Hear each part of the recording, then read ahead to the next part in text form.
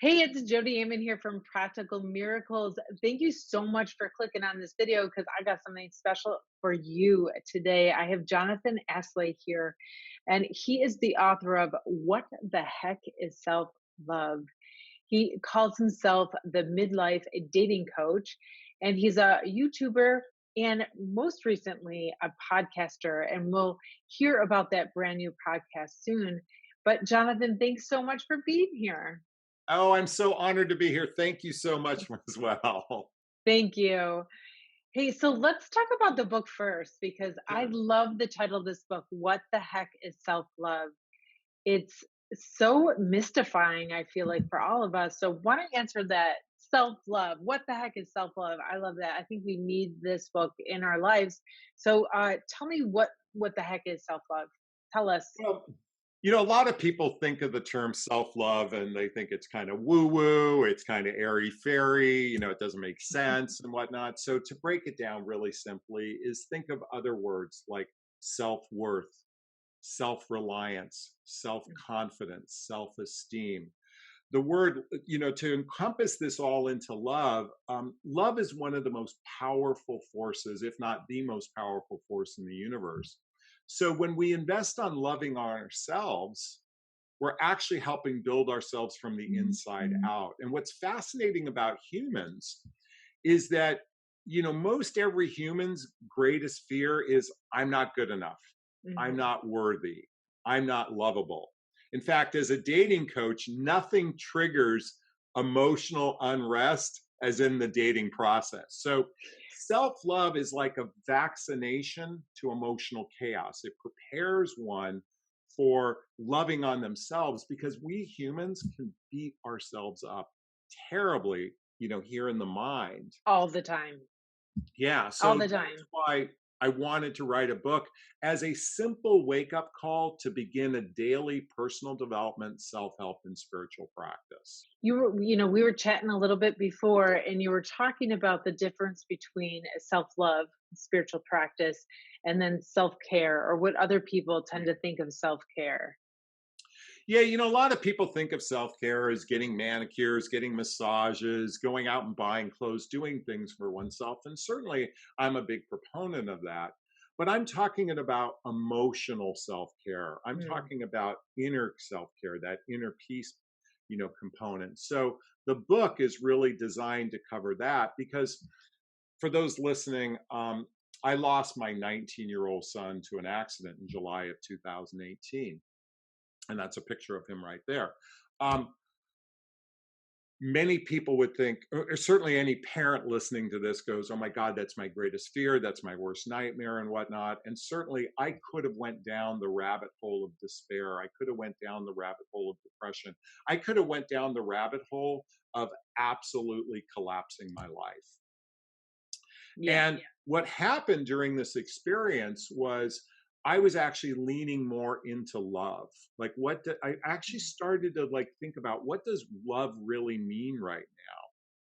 And as I reflected back, because I didn't go down this rabbit hole, 10 or 15 years prior, I lost my $250,000 a year job. I was going through a divorce, and then I lost all my money in the seven-figure net worth in the market crash of 2018.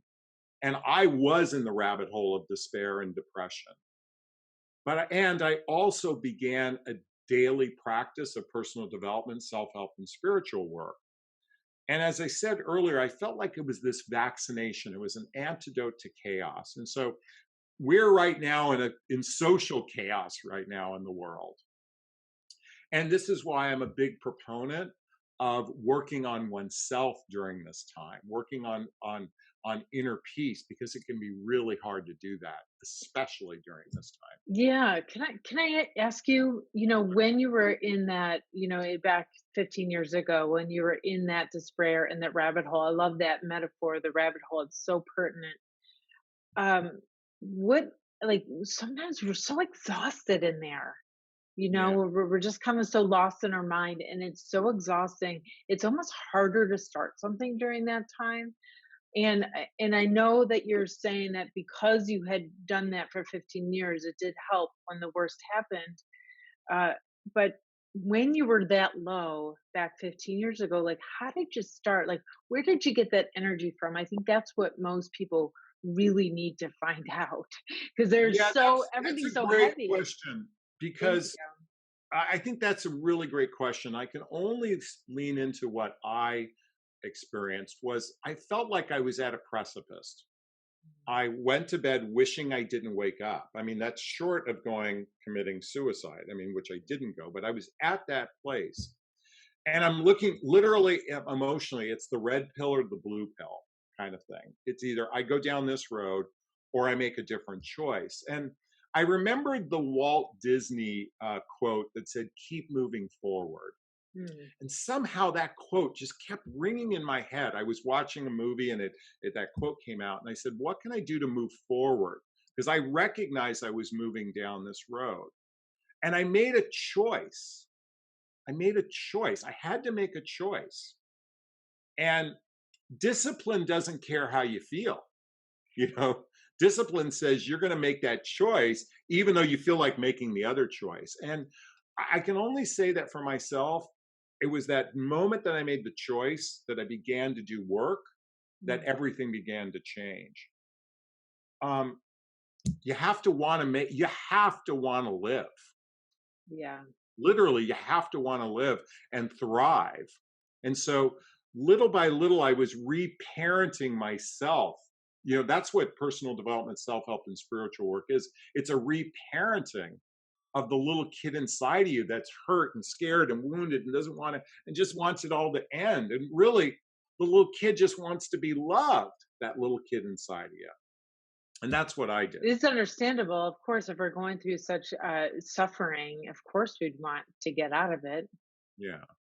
Yeah. But there's And a, so, ultimately, you have to want to, you literally have to say, okay, I'm in the pit of despair. I want out. Because at least that's my perception. I mean, there might be other people that think of something different, but that's how I felt like I had to make the choice, and I did. And what about the belief that you could get out? Like sometimes some people are in such despair, they want to get out, but they don't believe that they can. Do you think that plays a role? yeah, I think certainly your belief system, if your belief, you know, it's kind of like that little train going up the hill. I think I can, I think I can, I think I can. If you think you can't, you think you can't, you think you can't, you won't. And ultimately, here's the bottom line. It's like I remember there's a line in the movie Shawshank Redemption. It says, "Get busy living or get busy dying." You Mm. know, we have it within us. We have so much power within us to thrive. And I How do know you it. think you knew that? How do you think you knew that 15 years ago? How did you know that you had that power? How did you believe I it? didn't then. I didn't know. I went on faith. I Mm, went on faith. And that faith was, you know, on some level, it was fake it till you make it. Because at that same time, I was reinventing myself and becoming a dating and relationship coach. I was in corporate insurance back then. And I will say it did require having, first off, I had a lot of support around me. So I'm very blessed. I mm. had parents who loved me during this time and, you know, other friends who loved and support me. So that's one important component. I also did find a passion. And what's fascinating was I was at that time addicted to online dating. I was actually addicted to Mm. dating. But through that addiction, I found my passion because I ended up becoming a dating coach through my passion. It That's a does, great segue, actually, because I want to ask about that. Sorry, I yeah. interrupted you. Go ahead. No, I was going to say, look, I listen for anyone in despair. I, you know, This isn't meant to be like so, you know, fluffy and say, oh, you can just magically get out. I get it. When you're in depression, it's hard, and there's an opportunity to go find one thing to be passionate about and just keep moving forward. That's Mm, all I did was move forward. one little step at a time. Exactly. Yeah. So you reinvented yourself as Yeah. a midlife dating coach, Yes. and tell us a little bit about that. Like, what are your, I don't know, best suggestions for people who are single, scared out of their mind, Yeah. that right now self isolating? I mean, what do we do? So what's interesting is, my specialty is helping women understand men because as a divorced man, I've been through alimony and child support and visitation rights and family court and all those kind of things.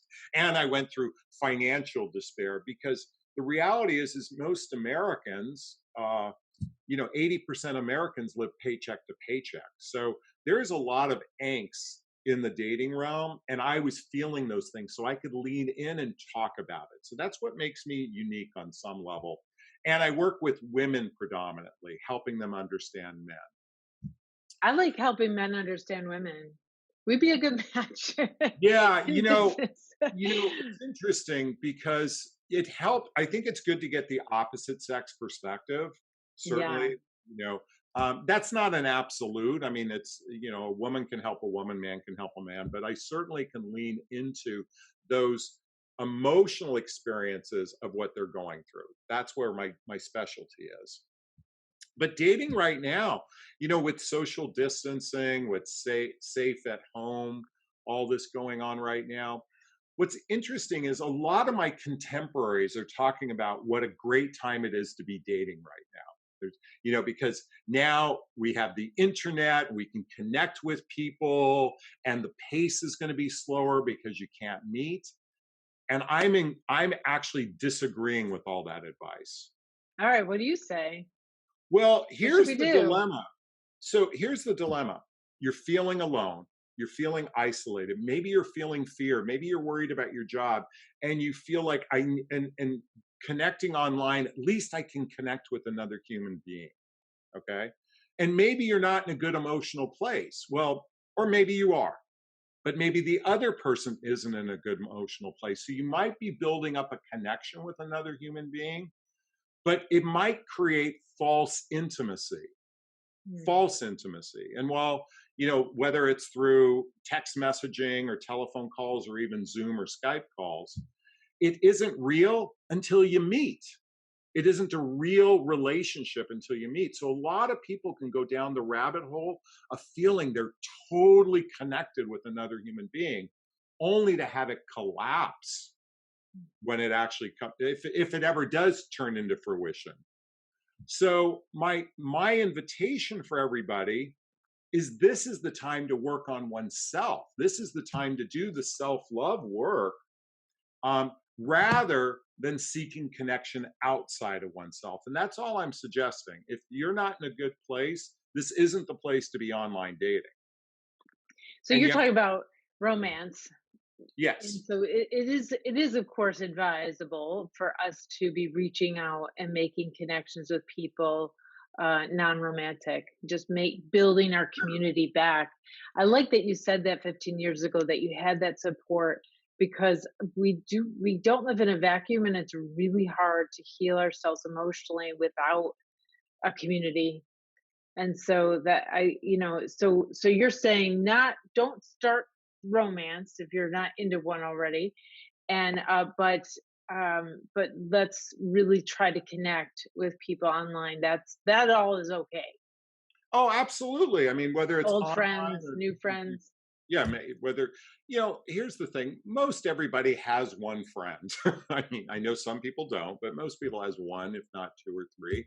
And my circle of friends every Saturday now, we're getting on a Zoom call. There's over 40 of us, and you can see everyone on the screen. And we're doing breakout rooms and connecting with one another. One of my social groups that I'm involved in. So we're doing it now every Saturday since this all came about. Um, I'll be candid. I live alone. I'm spending now. I already work from home, so this isn't unaccustomed for me. But it can feel very isolating, and I am reaching out to people. And interesting enough, I'm on a dating site, and I am getting and people are liking and swiping and all that stuff.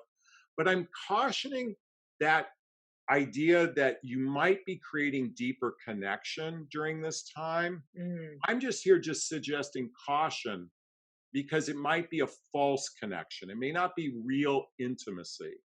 So getting attached to someone whom you haven't met can be it has the potential for, emotional catastrophe. And that's what okay. I'm just cautioning. Okay. So it's about getting, really attached and really investing a lot in Yeah. that instead of investing on a community that will be sustained. Old And friends, investing on current oneself. friends, and investing in self. So I Yeah. think a lot of people have time to do, investing in self and investing in community right now. Yeah, this I would, Yeah. and certainly, and I'm not here to suggest don't date, or don't put yourself out there to be seen, and maybe you might create a connection. Because who knows, this social distancing might go on for a month or two. Which, God, that scares the hell out of me to think that. Yeah, But I was thinking that a lot of people are freaking out listening, but we all know, the writing's on the wall here. yeah, I have a lot of clients who, right, well, there's a couple things. One is they're just ready to get out there and start dating, and then this yeah, happened. And then I have some clients who just broke up with somebody, not knowing that this was coming. yeah. Um, like the 2 weeks before, broke up with somebody, and now they're just stuck in their head, going over and over it with less distractions than they would have had if they, continued life as normal. But yeah, any words of wisdom or comfort for them? It's interesting. So, okay, imagine you just ended a relationship. There's probably a really good reason why you ended a relationship, or if someone ended a relationship with you. Now, if all of a sudden you're going, God, I need that connection so I can feel good about myself, or the other person says, I need connection with you for me to feel good about myself. What the commentary on that is, why do we need someone else to feel good about ourselves? And Well, I could answer that because we're not a self in a vacuum. We're only a self as reflected around of the people off us, around yeah. us. So again, this is a what a great opportunity to find that love within self. Rather, humans have been so conditioned that we need someone else to love us to feel good about ourselves. And I'm here to turn that upside. Did that make sense? It absolutely makes sense, and that's a discourse that people share, but I think it gets confused a lot. Right, we don't need other people's love to tell us our worth, Yeah. but, like, Oh, our we don't. And sense I'm of not self. disconnected. We need connections. Yeah. Right. We do need connections, definitely, but it confuses people when we say that. So I just want to caution, if you're Sure. coming on my show, I'm Yeah. gonna, I'm gonna caution people because people think there's this discourse that we have to love ourselves before we could get in relationships, and then people think that's separate. But our feelings about ourselves is really reflected back from the people around us. So really the answer is to get uplifting people around you, Sure. people that are kind and loving, and surround yourself, or be connected at least sometimes with people who are kind and uplifting. Yeah. And we're still outside romantic relationships or inside romantic relationships. It is definitely going to affect your sense of self and build self love. If we're around people who are negative or mean to us or abusive to us, it's Yeah. definitely going to corrode our sense of self and our self love. They don't stand separate. It's not like we build self love and we have No, relationships. and Like they're so interconnected. yeah, and I want to say that here's the thing, the comment, you have to love yourself before you love another. I look at it like a cup, okay? If your love cup is very empty, well, it's going to be hard to love another if you need someone else to fill that cup for you. But you make a really good point before. If your emotional well being is Eeyore, the sky is falling, woe is me. If that's where your emotional state of being is, it's going, and you feel like you need someone else to bring you up, that's going to be a problematic relationship. I look at it as Tigger. Tigger's the happy one in Winnie the Pooh. Is at least if your cup is, it doesn't have to be full, but if at least it's past the halfway point of at least some enthusiasm, and you might have some a little bit of Eeyore in you, but if you have more enthusiasm, then you can most likely be a better partner for someone else as well. And So also attract better partners. yeah, well, that's the other thing. If your cup is this way, you're going to mostly attract someone else that's got a weak cup too, or not a Yeah. full cup. But Right. yes, we do need, I'm here not to suggest by any stretch of the means that we don't have love from other resources. Um, and at the same time, work on filling up one's self love as well. Excellent. So before we go, tell us the name of your new podcast and just Yeah. a couple sentences about it. Well, I'm really excited. It's called the What Would Love Do podcast, the What Would Love Do podcast. And the idea is to explore problems in life, love, and I mean, whether it's life issues or romantic issues, I'm exploring it from and through the eyes of love.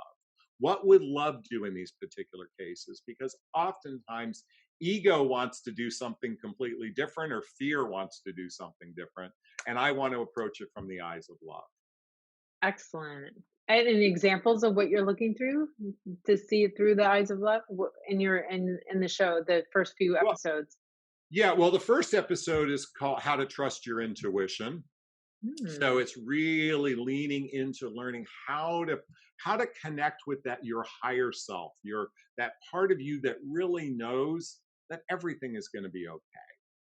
At the end of the day, everything is going to be okay. So I'm helping tap into your intuition. And so that's the first episode. Excellent. Did you know I teach intuition? No, I didn't know that. Yeah. Yeah. Yeah, I teach people how to activate and develop their intuition, really tap into that. And through Yeah. the You know what? spiritual practices as well, that needs to help them sustain that, but really help tap in. And I think we need it more than ever, that deep trust in ourselves. Yeah, and intuition, it's really tapping into our higher self, and that's another form of self-love. In fact, one of the Yeah, chapters in my book is all about connecting to that part of you, that intuition. Because when you allow your intuition to guide your life, you actually begin to make better choices and have better experiences. excellent. Excellent. What a great place to stop here. Well, Jonathan, thanks so much for being here. Where can people find you? Jodi, thank you so much. You're a great interviewer. I really appreciate it. My YouTube channel is at Jonathon Aslay. It's called Understand Men Now. I've got my podcast, the What Would Love Do podcast. I have my website, jonathanashlay.com. And I'm on all forms of social media, Facebook, Twitter, Instagram, all that kind of stuff. Okay, I'll link to that in the description below or in in the blog if you're reading it, if you're watching this on my blog. Thank you so much for watching. Please share this video and come on over to my website too, 𝑗odiema.com, where I have more articles and videos to help you love yourself, release fear, and develop your intuition. And subscribe to my channel because I upload tons of videos, especially during this time. I think we really need some voices of hope here. And so subscribe and come back. And until then, be present and let that you want to be shine through.